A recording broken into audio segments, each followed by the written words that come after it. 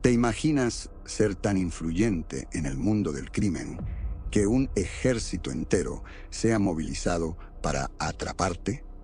Lo que parece una pesadilla para muchos, se convirtió en una realidad para los hombres de Ismael El Mayo Zambada, quienes enfrentaron una operación masiva llevada a cabo por las fuerzas del orden en México. El objetivo era claro: desmantelar por completo la organización criminal liderada por Zambada. Antes de comenzar, te invitamos a darle me gusta y a suscribirte al canal si aún no lo has hecho. Activa la campanita de notificaciones para que no te pierdas ninguna de nuestras próximas historias. Ahora sí, comencemos con el contenido. La tensión en la isla donde operaba El Mayo alcanzó niveles insoportables. Este lugar, un enclave estratégico, había sido el bastión del cártel durante años, protegido por densas selvas, una red de túneles y un ejército de leales hombres armados. Se había convertido en una fortaleza casi impenetrable.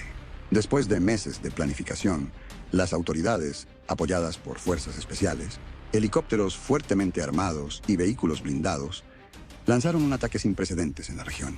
El operativo, que comenzó al amanecer, despertó a la isla con el ensordecedor rugido de helicópteros, vehículos militares acercándose por las playas y lanchas rápidas rodeando el perímetro para prevenir cualquier intento de fuga. Desde el inicio, la resistencia fue feroz. Los hombres del cártel, armados con equipo pesado como lanzacohetes y ametralladoras montadas, repelieron los primeros intentos de desembarco. Las playas se convirtieron en un campo de batalla. Las lanchas que intentaron rodear la isla fueron atacadas con morteros, muchas hundiéndose entre explosiones y fuego cruzado. Pese a las bajas iniciales, las fuerzas de seguridad avanzaron hacia la densa selva que rodeaba los asentamientos del cártel. Sin embargo, el terreno estaba en contra de ellos. Los hombres de Zambada, conocedores de cada sendero y túnel subterráneo, utilizaban estas ventajas para tender emboscadas. El cielo se llenó de helicópteros artillados intentando despejar zonas ocupadas. Pero desde tierra, el cártel respondía con fuego antiaéreo. Uno de los helicópteros fue derribado, estallando en el aire antes de caer al mar. El enfrentamiento cobró un alto precio para ambos lados, y el caos reinaba. Mientras tanto, El Mayo observaba desde su escondite en lo profundo de la isla, sereno ante la tormenta. Había pasado años preparándose para un ataque como este y confiaba en la lealtad y el entrenamiento de sus hombres. Los túneles subterráneos le permitían moverse sin ser detectado, lo que le daba una ventaja estratégica crucial. La batalla se intensificó con el paso de las horas. Los sicarios adoptaron tácticas de guerrilla, atacando y retirándose, lo que frustraba a las fuerzas del orden. Aunque superiores en número y equipo, las fuerzas de seguridad no lograban penetrar en el corazón de la isla. Cada intento era repelido con violencia. Al caer la noche, la situación seguía siendo crítica. Las fuerzas especiales habían sufrido numerosas bajas, y los refuerzos que llegaban por mar no eran suficientes para romper las líneas defensivas del cártel. Los helicópteros, aún patrullando, mantenían distancia por temor a ser derribados. Finalmente, en un último intento desesperado, las autoridades coordinaron un ataque desde varios puntos de la isla. Sin embargo, el terreno accidentado y las emboscadas continuas frustraron el avance. Cada metro ganado costaba vidas, y los cuerpos de los caídos se acumulaban en las playas y la selva. Zambada había resistido nuevamente, demostrando su astucia al convertir su territorio en una trampa mortal para quienes intentaban tomarlo. Para las autoridades, el resultado fue humillante. No solo no lograron capturar al capo, sino que sufrieron una derrota que dejó cicatrices profundas en sus filas. El mensaje de Ismael El Mayo Zambada, tras la feroz batalla en la isla, donde las fuerzas del orden fracasaron en su intento por capturarlo, fue tan claro como desafiante. La victoria obtenida por su cártel no era suficiente para él. Sabía que debía enviar un mensaje más contundente, uno que dejara en claro que ni siquiera el gobierno podría poner fin a su dominio. Zambada, mediante sus canales secretos, hizo llegar un comunicado cargado de desafío, dirigido tanto a las autoridades como a los medios de comunicación. Con un tono que solo alguien en su posición podía adoptar, afirmó: No importa lo que intenten, ni cuántos hombres envíen, no importa cuánto inviertan en esta guerra contra mí, jamás podrán poner un pie en mi territorio. Haremos lo imposible, lo inimaginable, para impedirlo. Y les aseguro, con la misma determinación que me ha definido por décadas, que nunca me capturarán. Este mensaje fue un duro golpe al orgullo gubernamental, que ya había sufrido una humillante derrota tras el fallido operativo. Lo que debía ser el fin del dominio de Zambada terminó en un desastre, con numerosas bajas y sin que las fuerzas de seguridad lograran penetrar el corazón de su territorio. La declaración del capo, hecha en un momento de tensión extrema para las autoridades, no solo agravó la situación, sino que también buscó cumplir dos propósitos claros: reforzar la confianza entre sus aliados y sembrar el miedo entre sus enemigos. Su poder no solo residía en evitar ser capturado, sino en proyectar una imagen de invulnerabilidad. Cada fracaso gubernamental no hacía más que fortalecer esa percepción, aumentando su control sobre el cártel y disuadiendo a sus adversarios. El desafío de Zambada no solo era una demostración de fuerza, sino también una advertencia. Cualquier intento de invadir su territorio sería respondido con violencia implacable. La batalla por su captura aún no había terminado, pero por ahora, Zambada había ganado la primera ronda. El mensaje era contundente. El gobierno estaba dispuesto a llegar hasta las últimas consecuencias para poner fin al dominio del narcotraficante.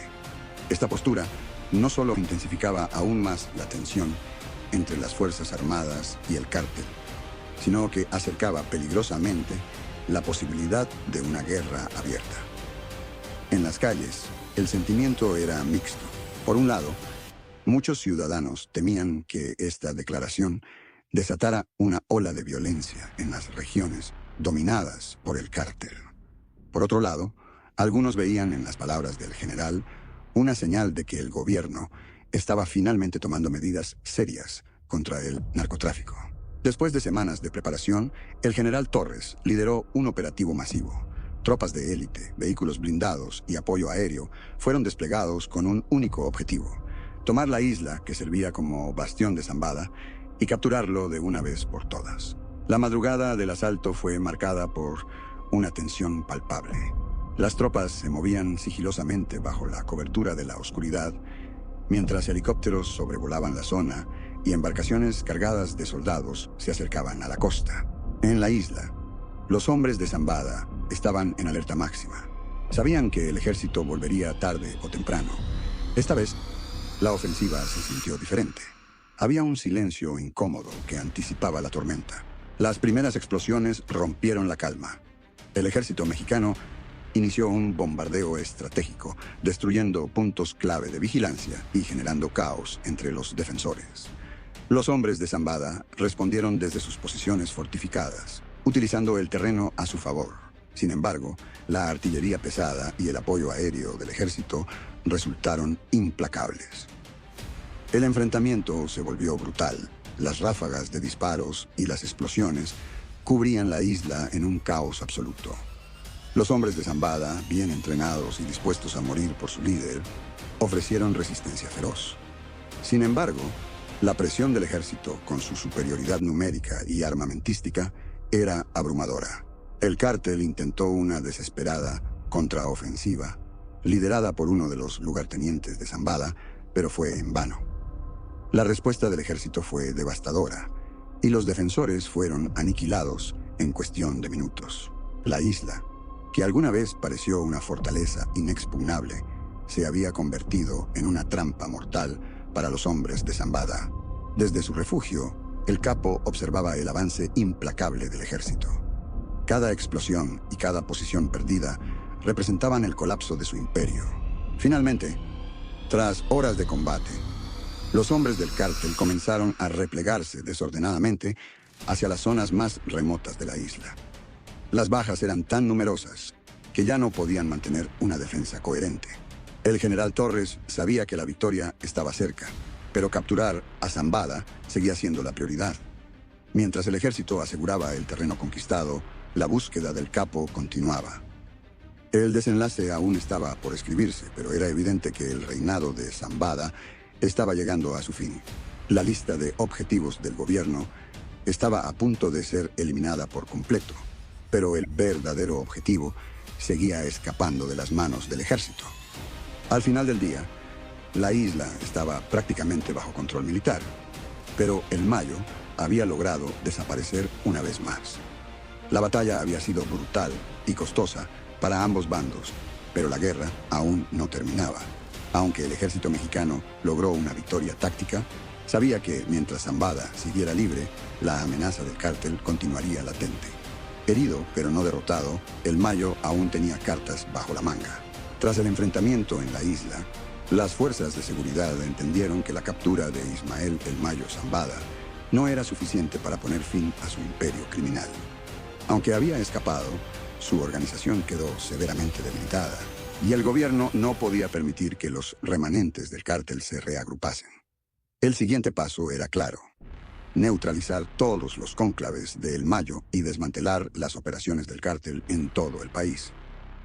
Durante las primeras 48 horas tras el enfrentamiento en la isla, las fuerzas de seguridad lanzaron una serie de operativos relámpago en ciudades como Culiacán, Mazatlán y Tijuana, donde el cártel tenía una fuerte presencia.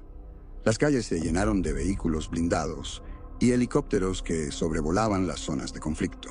Cada operación fue precisa y rápida, con soldados y agentes ingresando en residencias, almacenes y fincas en busca de los hombres de El Mayo. Uno de los primeros en caer fue Alfredo el Comandante Espinosa, un lugarteniente cercano a Zambada que manejaba la seguridad del cártel en Sinaloa. Espinosa fue capturado en su lujosa residencia sin tiempo para organizar una defensa efectiva. Aunque estaba armado, fue sorprendido en medio de la noche por un comando de fuerzas especiales que derribó las puertas usando explosivos controlados. En cuestión de segundos, Espinosa fue reducido y esposado. El ejército y la Policía Federal continuaron los operativos en otras regiones del país, incluyendo Baja California, Jalisco y el Estado de México.